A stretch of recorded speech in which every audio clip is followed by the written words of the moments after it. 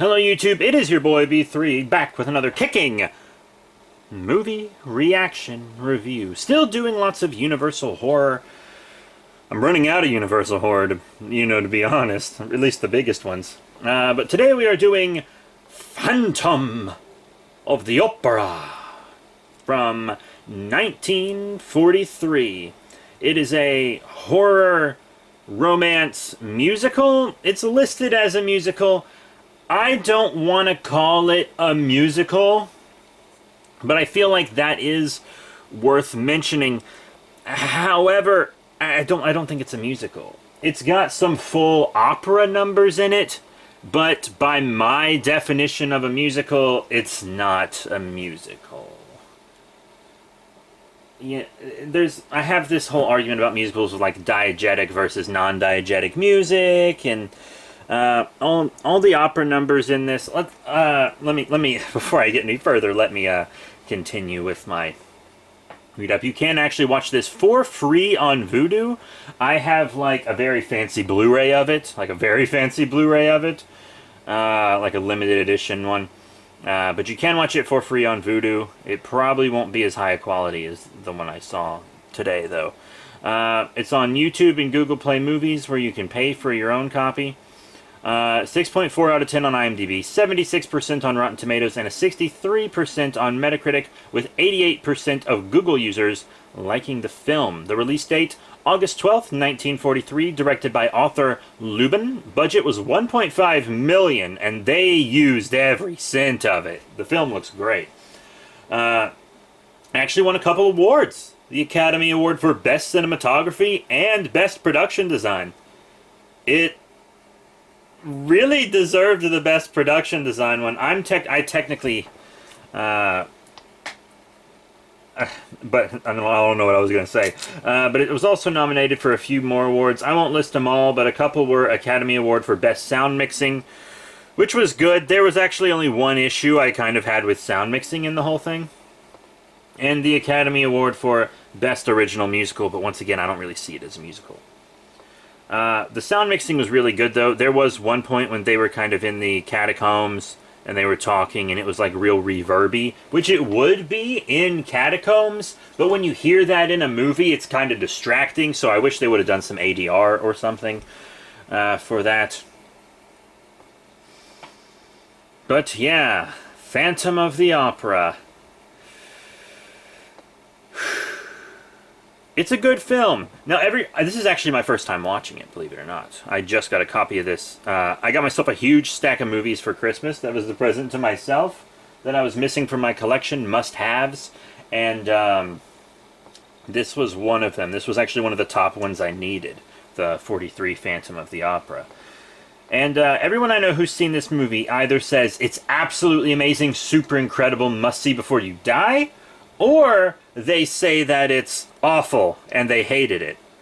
And I didn't think either of those things about it. I thought it was a good film, but I didn't think it was an all-time classic. At least not this version of it. The story of the Phantom itself is an all-time classic. They'll probably be making Phantom movies until I'm dead. But, this specific version of the Phantom, I don't think so. It had a lot of script problems that I am going to highlight. But I want to talk about the Technicolor. It's good Technicolor. It's really good Technicolor. And if you're watching a restored Blu-ray of it, the Technicolor is gorgeous. Oh my god! On the restored Blu-ray, the Technicolor is incredible. It's gotten rid of like all grain. The Blu-ray for this film looks impeccable. Just impeccable. Very fantastic. I really loved that. Great Technicolor. I already said it has good sound mixing. The opera numbers are good. Some of them are from an original concerto. Some of them might be from public domain operas or something. I don't know. I like to listen to opera, believe it or not. I like to listen to opera. I find watching opera kind of boring because, I don't know, sometimes, like, I've tried watching opera clips on YouTube and I'm like, they bore me. But the music in opera I find incredible. and the operas were not in English.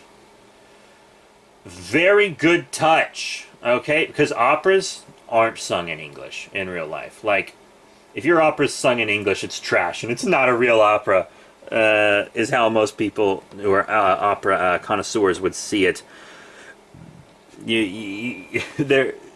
Operas aren't in English. They aren't. They just aren't. But, so I'm glad they had that touch. Because, like, in the Andrew Lloyd Webber one, the opera numbers, he actually kind of just replaces with musical numbers. So they're, like, sung in English, and that always weirded me out, even though I know that that was kind of a necessary thing for that. And the Andrew Lloyd Webber Phantom would probably have been worse if they were sung in another language like that, separately from whatever the language of the film you're watching is. Mine would be English. So yeah, I'm glad that happened. The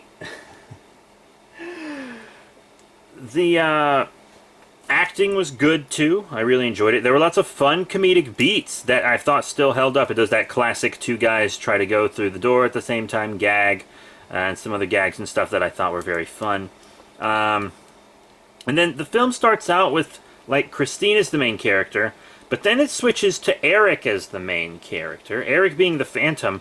But in this film, he hasn't been disfigured his whole life, and that's really influenced his behavior and stuff. In this film, he's a normal simp. I mean, the Phantom has always been a simp, but he's a normal simp. Quite an incel. Well, he's probably more of an incel than a simp. Because incels are more abusive than simps. Simps are more submissive. So I'd say he's an incel, not a simp. He's an incel. Oh, what am I doing? So he's this incel. And he, he's like super devoted to this chorus girl that he sees from the orchestra pit for every performance and practice and etc. He's a violinist. And he's in, like, poverty, despite being, like, a top-paid violinist, because he uses all his money to get, like, the best music teacher in the city to give Christine lessons secretly, because he loves her. And she thinks he's giving her lessons because he believes in her, but in actuality, there's this incel paying for them, and he's put himself in huge debt. He lives in this crummy little place. Like, he actually gets fired in the picture. They don't say it's arthritis, but, like, it's arthritis. He's almost 50 in this film, and he's been playing violin his entire life for career and hobby, so he's developed arthritis in his left hand. And it's been making him mess up during operas. So they let him go, but they're like, don't worry, you've been with us for over 20 years, we're going to give you a season tickets for, like, the rest of your life. Like, you can always come see it. We'll miss you very much. They're, like, being very nice to him. They're like, you just, like, if you can't play, like, you can't be a violinist. Like, it makes sense. But they're very nice to him about it. They're like, we've paid you so well. Surely you've saved up, like, a fortune. And he's like, yeah, a fortune. But he doesn't have a fortune because he's a huge incel. He squandered it. But then he's like, I have this concerto that took me 2 years to write, and I'm going to sell it, and they'll give me a big advance, and I can use that to continue paying for Christine's lessons. Not to get himself out of poverty, because he's literally getting kicked out of his place because he hasn't paid in 6 weeks or whatever. So he goes to sell the concerto, and he gives it to the guy in the office, and the guy is like, I haven't seen it. I'm, like, developing photographs or something. I don't remember what he was doing. He was doing something that involved acid. You know, you'll see where that's going. And Eric's like, well, where is it? And he's like, I don't know where it is, man. They throw, like, 1,000 musical scores and stuff on my desk a day. I've barely looked at any today. I haven't seen it. Like, I'll get a hold of you when I've seen it. And the guy's, like, getting real annoyed with him. And then he hears it being played in another room. And that's because, and this is what common sense would tell you, that is because they're playing it to see if they like it. And it even cuts to the guys in the room, and they're like, wow, this is incredible. We're definitely going to buy this. This is magnificent. And then he like hears it being played in the other room, but he can't hear them saying that. And he's like, "How dare you? They're playing it because you stole it. You stole my concerto." And it's like, what? So he attacks this guy and he kills him. And then the woman throws the acid on him to like get him off the dude, but it's too little too late because he strangled him. So he runs out, face disfigured, and he like runs into the sewer, and the law enforcement's looking for him. They know who he is. They know he's killed. There was a witness. A bunch of people saw him there and saw him run out, clutching his face. And they're like, and the cops are like, he's probably been disfigured. This is his name. This is what he looks like. This is how old he is. Here's where he lives. Go find him. And they don't find him because he goes into the sewers. And he like washes out the acid burn with sewer water, which is probably the dumbest thing you could do. The burn itself was already at a super high risk of being infected. And then you wash it out with sewer water. And even if it was just a storm drain, like, that's still really bad. Oh boy. So then he takes up the mantle of the Phantom of the Opera, which was already a superstition in the opera house, but a superstition that only, like, the stage manager held and nobody else.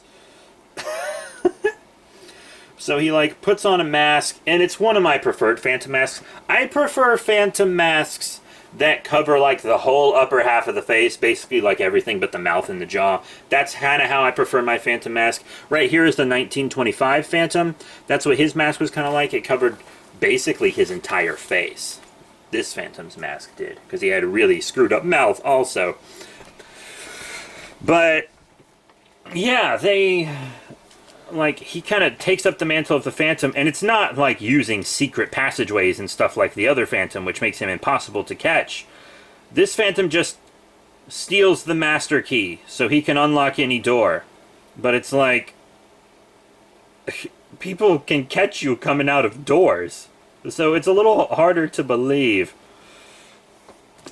He also steals a couple costumes and a couple masks as well. Obviously, he stole the mask and stuff. Costumes for change of clothes, masks to hide his disfigurement, and he steals a couple things from the kitchen, including a giant jar of pickled pig's feet. And I was like, Jesus, you had an entire kitchen to steal from and you took the pickled pig's feet? I guess they'll last a long time, and that's kind of smart, but even in the, even within the film, they thought that was gross of him to steal it, because one character was like, maybe we'll get lucky and the pickled pig's feet will just kill him. And this is before they know who this thief is. But then he causes some trouble. He drugs a woman so that she will fall ill and Christine will take her place because she's an understudy. And then he murders that woman because she like threatens to ruin Christine's career in the opera house. If Christine is like, well, she does ruin Christine's career. She's like, Christine has to, I won't press charges, because she thinks Christine and the baritone did it. I can't remember the baritone's name. Both the male romantic interests that weren't the Phantom literally looked like the same guy. Like, they looked exactly the same. Which was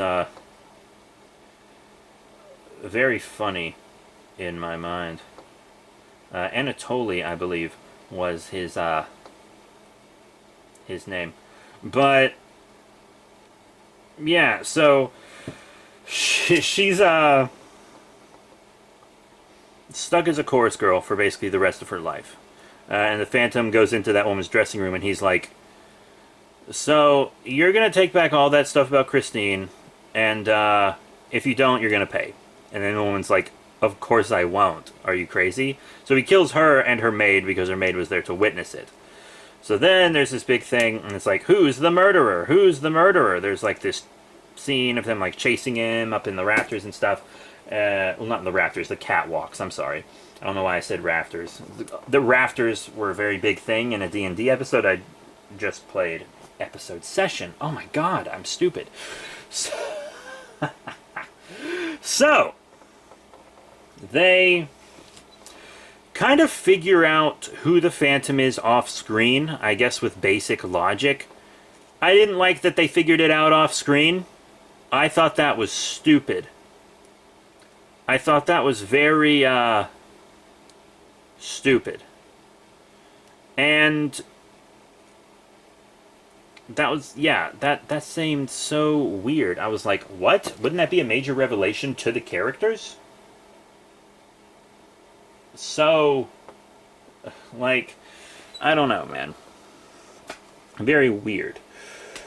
Like, I didn't like how they showed us the whole Phantom story either. Like, they take a huge break from the main character to show us these several scenes of what the title character is doing. The title character in Phantom of the Opera. The Phantom's never the main character in Phantom of the Opera. Christine is.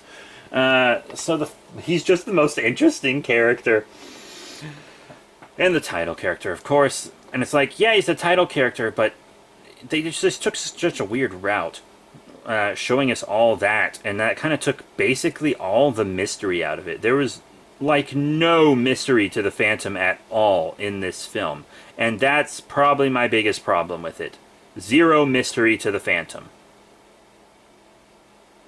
Zero. So they continue on. They decide to like play his concerto to kind of lure him and stuff, and he like kills a police officer and drops the chandelier, of course. And so in lots of films, I've seen Phantom films where it's kind of implied the chandelier doesn't hit anybody, which is stupid. But the chandelier crunches some people in this film. You don't see it directly hit them, but you see them under it looking up at it as it falls. And it's like, those people got crunched. This just became a mass murder. Yes, I liked that. I liked it a lot. Applause, indeed. So he kidnaps Christine, and he's like, you'll live in the dark with me, Christine. You'll live in the dark with me, and you'll sing. And it's so creepy and incelly. Very abusive. Phantom's very abusive, controlling character. But yeah, so apparently, like, he snapped when he thought they stole his concerto because he was already so down on his luck, and then that was, like, the last chance he had, and he just snapped. But he was already kind of crazy because it turns out he was stealing images of Christine to, like, keep in his room because he's creepy. So he was already, like, a creep and already way too obsessed with her before that. So the push into full-on crazy murderer was not a big push. He was very close to that already, it seemed. So there is a pretty cool unmasking sequence. It's very similar to the one in the 25. A lot of things were similar to the 25, like the sets.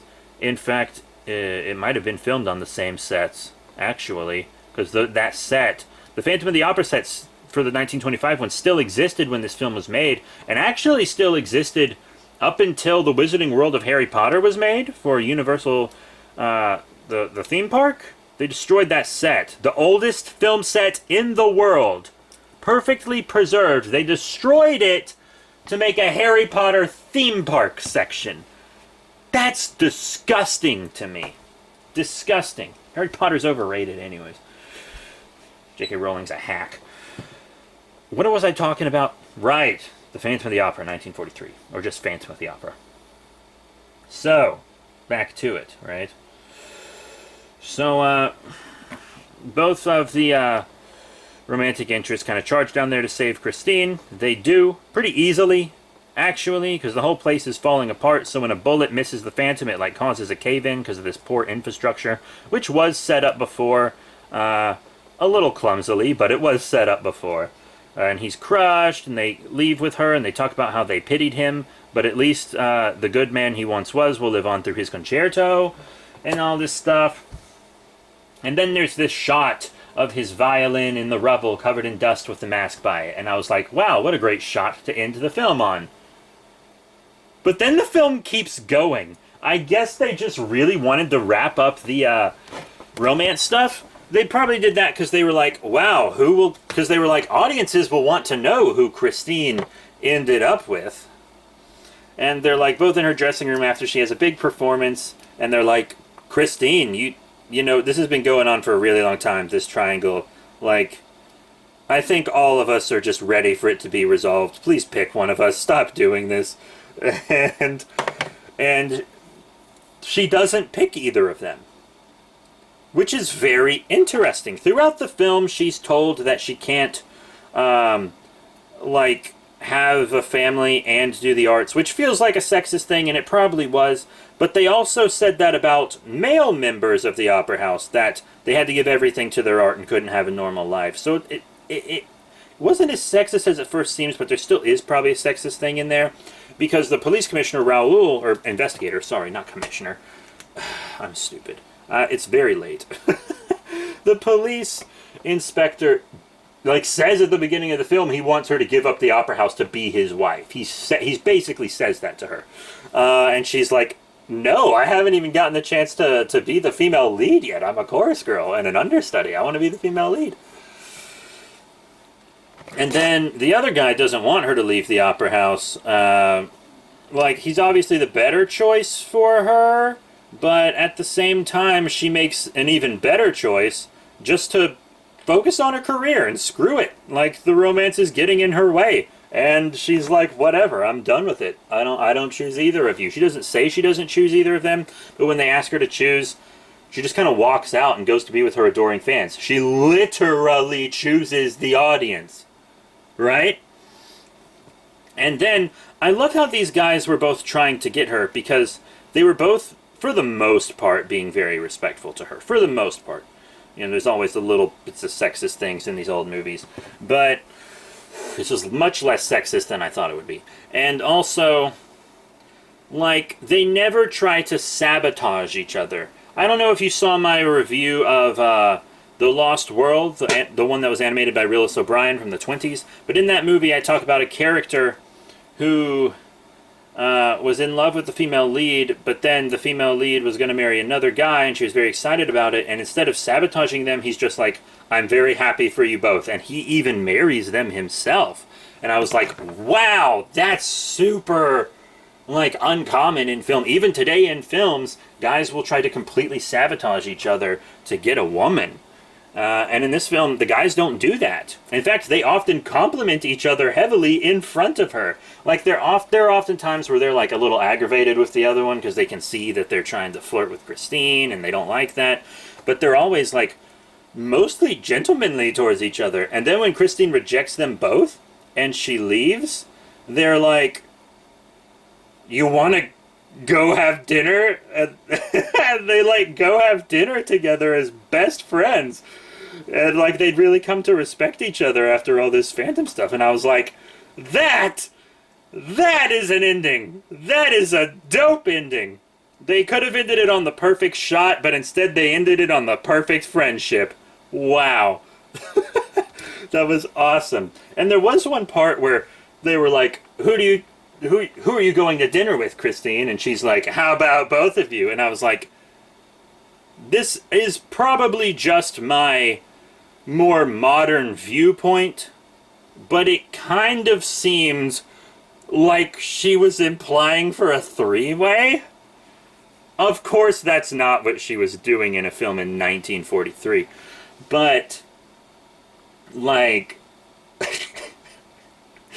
it felt like it to my modern perverted mind. But yeah, this film was good. It was really good.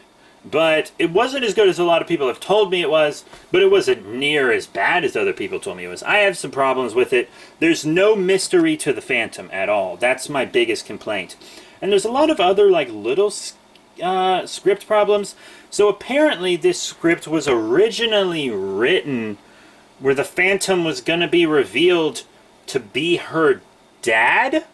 And you could definitely see parts of the film that are kind of left over from that concept, like the lullaby. They both know this lullaby from, like, a specific region in France. And it kind of doesn't matter that they both know it and that they're both from the same place when they've only first met in the opera house and all this stuff. Like, the connection doesn't matter in the version in the script where he's just an old incel that wants to be her sugar daddy.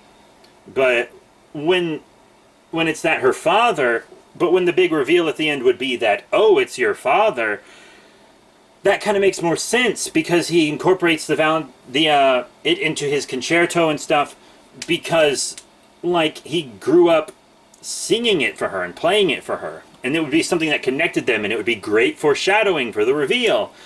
And then they rewrote it to make it more like the original work. I think the film would stick out a lot more through time if it was her dad, to be completely honest.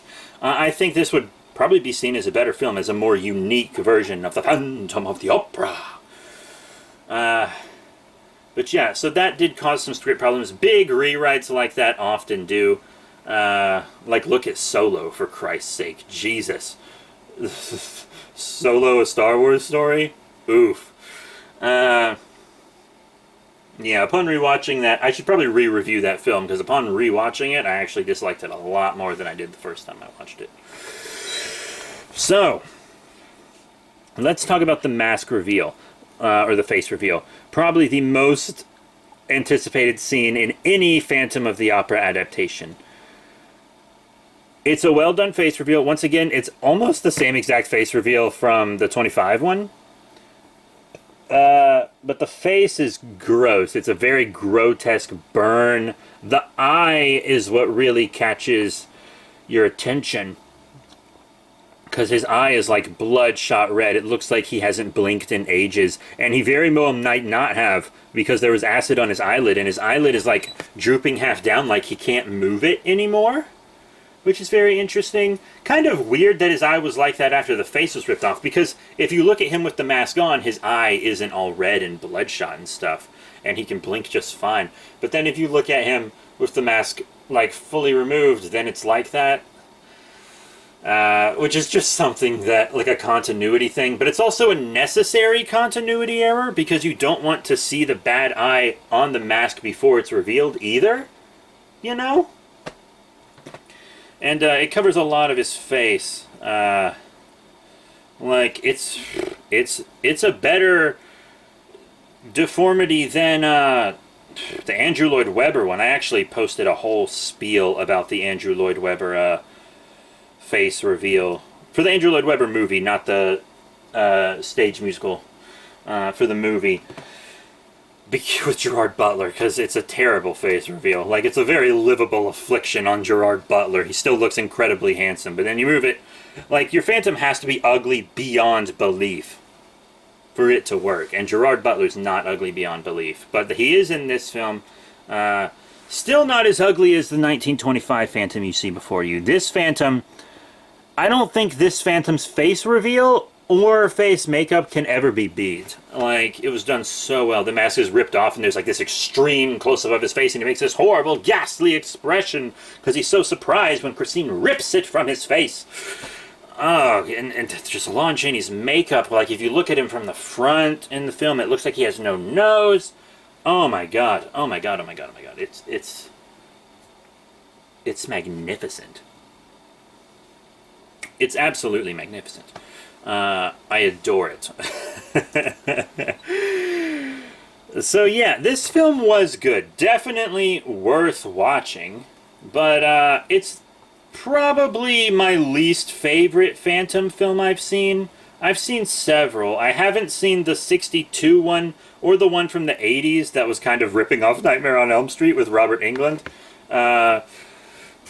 I have seen the 25 one, not the 30 kind of version of it that has sound, but I've also seen this one, the 43 one. I've seen the Andrew Lloyd Webber film adaptation, and I saw this 4TV one that was in 2 parts as well.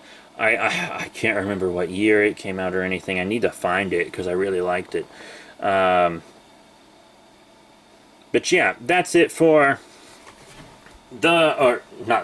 just Phantom of the Opera, 1943, starring Claude Rains as the Phantom, Nelson Eddy as Anatole, Hume Crayon as Gerard, William Desmond as Stagehand, Edward Clark as Usher, Susanna Foster as Christine Daae, and Jane Farrar as Biancarole.